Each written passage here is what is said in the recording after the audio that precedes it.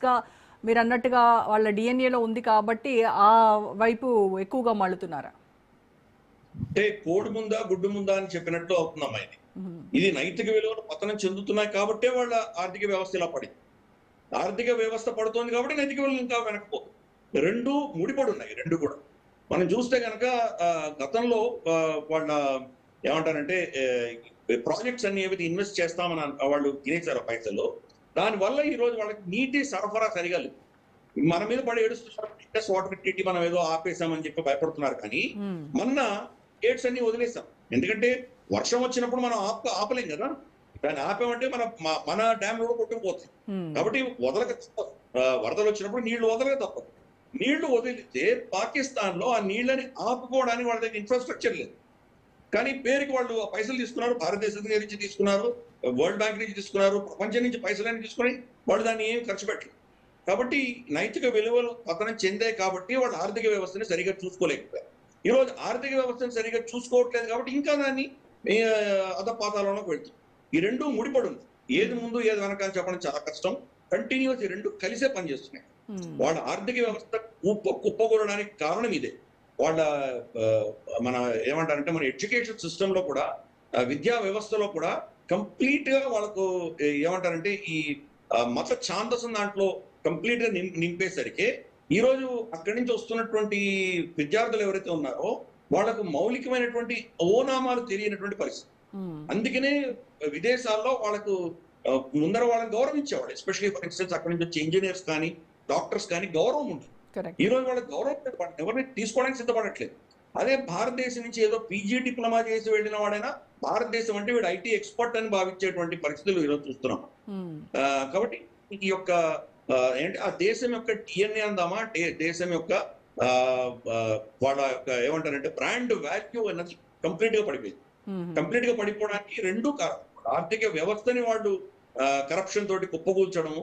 దానివల్ల అప్పటికే నైతికంగా చాలా పతనం చెందినటువంటి సమాజం ఇంకా పతనం చెందడం. యాహ్! ఇవన్నీ కూడాను ఒకదానికొకటి తోడై ఆ దేశాన్ని అధపాతాళంలోకి తీసుకెళ్తాయి. సరే ఇట్లా వేల మందిని డిపోర్ట్ అవుతా ఉంటే రేపు నిజంగా గూడా ఉద్యోగాల కోసమో, వ్యాపారం కోసమో పక్కన గల్ఫ్‌కి వెళ్ళాలి అనుకునేటువంటి పాకిస్తానీల పరిస్థితి ఏంటి సార్? వాళ్ళకి మరీ ఈ వీసాలు రావడం కష్టమైపోదంటారా? కరెక్ట్. అది అందుకనే ఈరోజు మనం చూస్తే యూరోప్‌కి వెళ్తున్నారు వీళ్ళందరూ గూడా. హ్మ్. ఇల్లీగల్‌గా యూరోప్ వెళ్తున్నారు. ఇక్కడి నుంచి టర్కీకి వెడతారు. ఆఫ్ఘనిస్తాన్ నుంచి అలా దాటుకుంటూ వెళ్ళడం. లేదా ఇక్కడ మనకు ఆఫ్రికాకి వెళ్లి ఆఫ్రికాలో పోర్ట్‌లలో వాళ్ళు వెళ్ళడం యూరోప్‌కి. దాంట్లో చనిపోతున్నటువంటి వాళ్ళు కూడా పాకిస్తానీలు ఎక్కువ శాతం చనిపోతున్నారు. ఆఫ్రికన్స్‌తో పాటు వీళ్ళు కూడా వెళ్తున్నారు. హ్మ్. ఇల్లీగల్ ఇమిగ్రేషన్ విపరీతంగా పెరిగింది.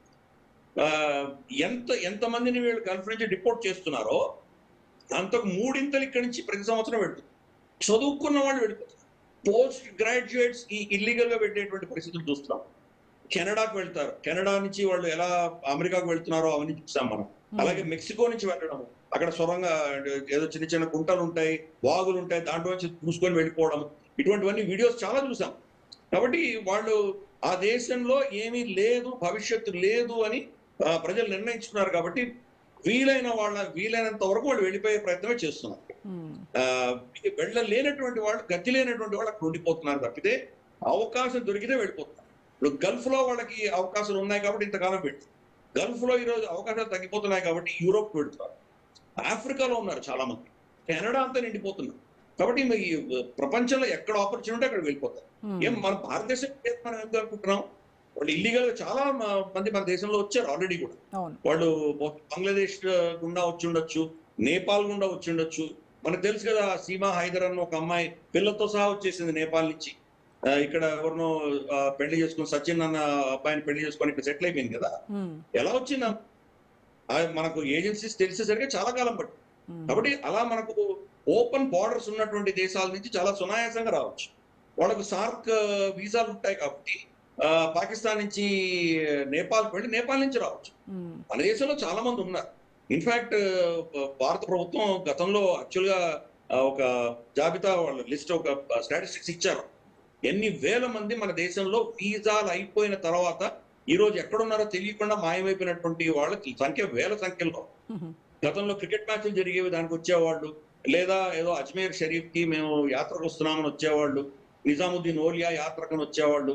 వాళ్ళకి ఏదో 2 వారాలు 3 వారాలు మనం వీసా ఇచ్చేవాళ్ళం, తర్వాత మాయమైపోతారు, ఉమ్, ఎక్కడ పోయారో తెలియదు. సో అటువంటి వాళ్ళు చాలా మంది ఉన్నారు. ఆపరేషన్ సింధూర్ అప్పుడు చాలా మందిని పట్టుకొని మళ్ళీ వెనక్కి పంపించగలిగాం, కానీ అది కంప్లీట్ గా మనం ఇక్కడ సెటిల్ అయిపోయినటువంటి వేలాది మందిని మనం కంప్లీట్ గా ఐడెంటిఫై చేసి పంపించలేకపోతున్నాం.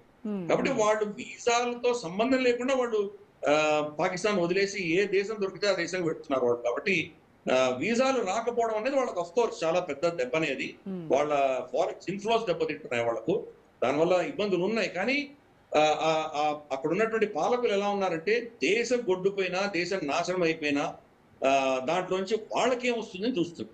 ఉమ్, మనకు తెలుగులో సామెత ఉంది కదా, శవాల మీద బొరుగులు ఏరుకునే వాళ్ళు అంటాం కదా, ఆ పని చేస్తున్నారు. ఉమ్, ముందరే దేశం ఇంత దరిద్రంలో ఉంది, ఆ దరిద్రంలో ఉన్నటువంటి దేశాన్ని మనం ఏమైనా కాపాడదామా, ఆదుకుందామా, 4 పైసలు ఇన్వెస్ట్మెంట్ తీసుకొద్దామా, ఇక్కడ ఏమైనా వాణిజ్యం పెంచే దిశగా చేద్దామా అని అక్కర్లేదు. ఉమ్, ఈ దరిద్రంలో ఈ యొక్క కరెన్సీ మ్యానిపులేషన్ కావచ్చు, లేదా ఈ హ్యూమన్ ట్రాఫికింగ్ లో కావచ్చు, అన్నింటిలో వాళ్ళు పైసలు దుండుకుంటారు. ఉమ్. సో అందుకనే అక్కడ ఉన్నటువంటి పరిస్థితి వాళ్ళు చేజారిపోతుంది. ఈ సో రోజు బలూచిస్తాన్ లో ఏమవుతుందో